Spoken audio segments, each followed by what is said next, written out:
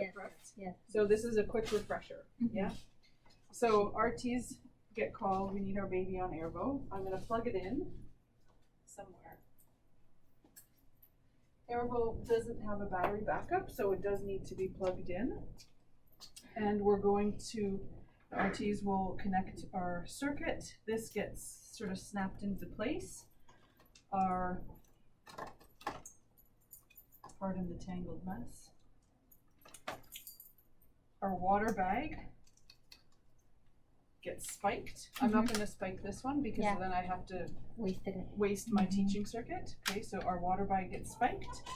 We attach, if the baby needs oxygen, we attach the oxygen, and we would normally attach the oxygen to an oxygen flow meter rather than the blender. So here's my oxygen source, and then we turn it on, and we're usually using 2 liters per minute per kilo, but the policy is actually 1.5 to 2. But typically I find we're starting off at 2. If the baby needs it for work of breathing, then we start at 2. I'm a little bit short of breath today with my mask on, I think because of the humidity. So, so then we go ahead and turn it on. So let's think about that. What's a typical baby's weight in kilos? Like, what do you have in the Usually, like, those are premature, right? And around 2.5 kilos. 2.5, 2.8 of kilos. Yeah. So let's say 5 liters per minute then. Right. So if it's 2 liters per minute per kilo, and your baby's 2.5 kilos, we'll go with 5. Right. So you're gonna have to come up, gather around.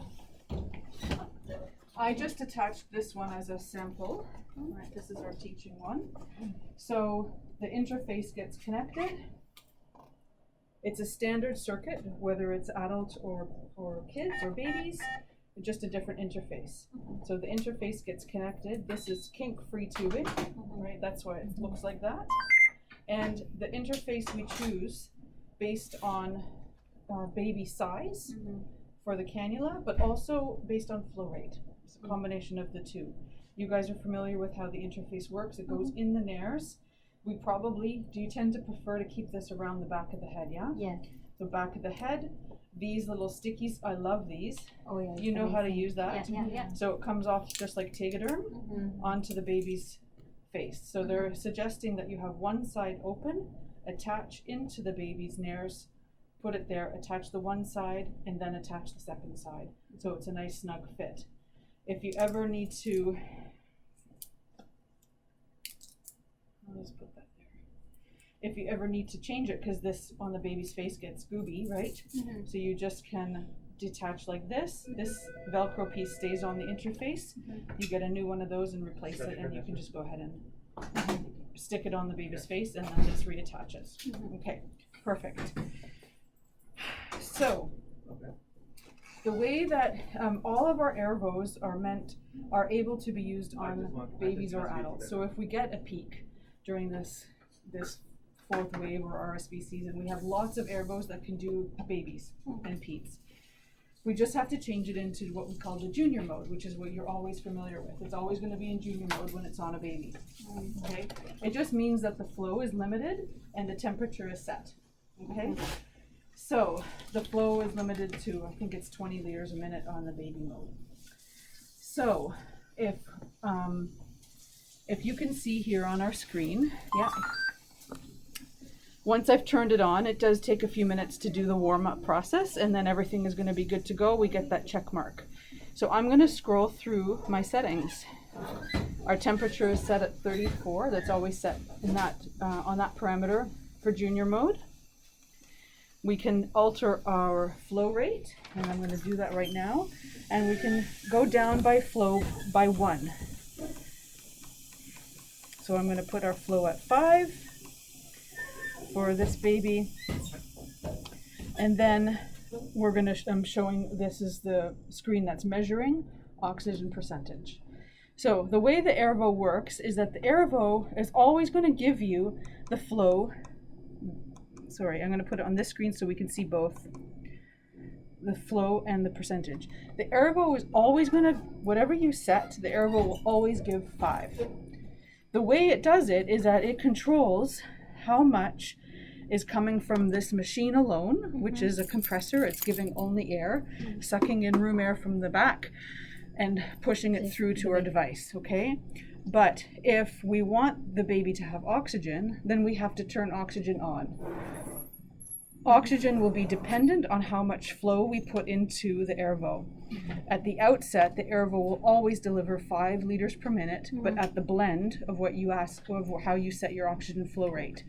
So over here, whoops, right now you can see on my oxygen is off, okay? So at 5 liters a minute, if my baby is desaturating and I want to go up on the oxygen, so this is, I believe, half, even though it's, so I'm going to go to half a liter per minute. Watch what happens to our FiO2 at 5 liters. It might take a minute. 24. Oh. Okay, so make sure we have something coming through there. So that, there, that's 1, okay? So at 1, I just bumped it up so we can actually see the effect. At 1 liter per minute, I'm getting 33%, but still 5 liters total, right? So your total flow never changes. Whatever you set, the machine will give. It'll just reduce what's coming from the machine because we've blended some oxygen, okay? We're not going to probably go up very high, right, on your FiO2s, but if your baby needs it and they're crashing, you can always do this, but you can go up like super high. Look, I'm at 4 liters a minute. Of course, 4 out of the 5 is coming from oxygen, so we're at almost 90%. That makes sense, right? Yeah. Right, so a higher fraction. Yeah. So 4/5 of your total flow is coming from our oxygen. Yeah. So how do we titrate oxygen for our babies? Is according to your saturation. Yeah. So if your baby needs oxygen, because they're desatting, you're going to titrate to meet your saturation goals or your targets, whatever your order is. Can you just clarify, Mika, is it nursing responsibility to titrate oxygen on high flow, or it would be RT doing it? So normally I would say RT doing it, except in the case of emergency, of course. If you need to titrate it up. Normally, But in case if you're weaning, that RT will be doing that. RT will be weaning? Yes. Yeah, usually it's the RT that's titrating the oxygen. I would agree with you on that. Yeah. Okay. The same as flow, right?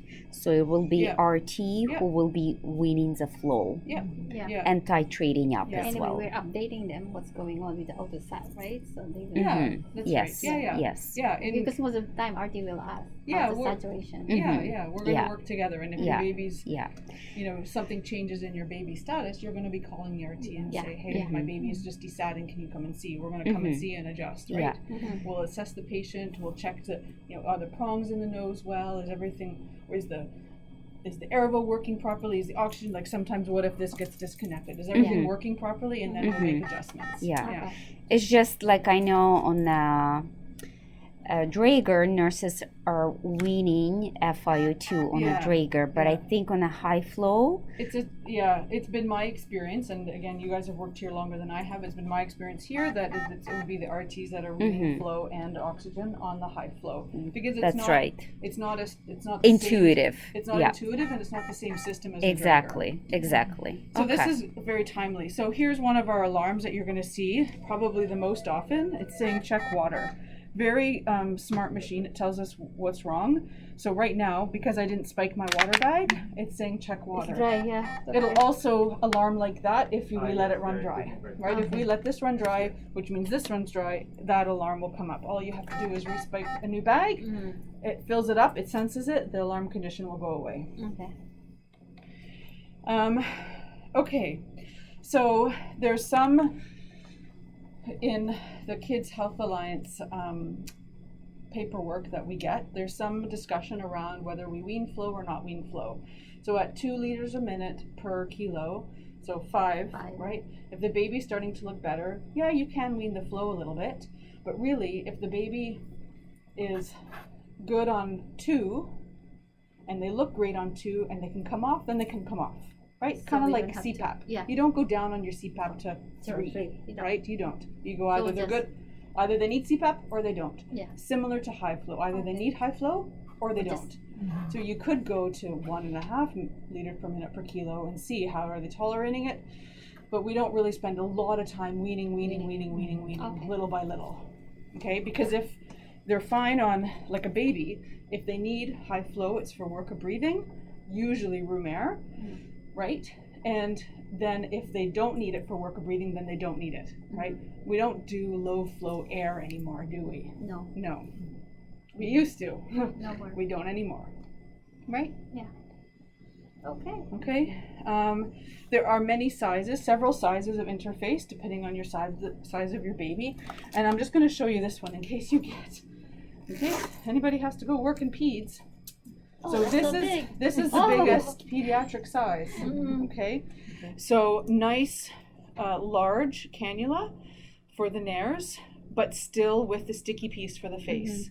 So it would be actually useful for a petite adult or a larger kid. Mm-hmm. Okay, so that is now available. This is a new piece, new size interface. The supplies.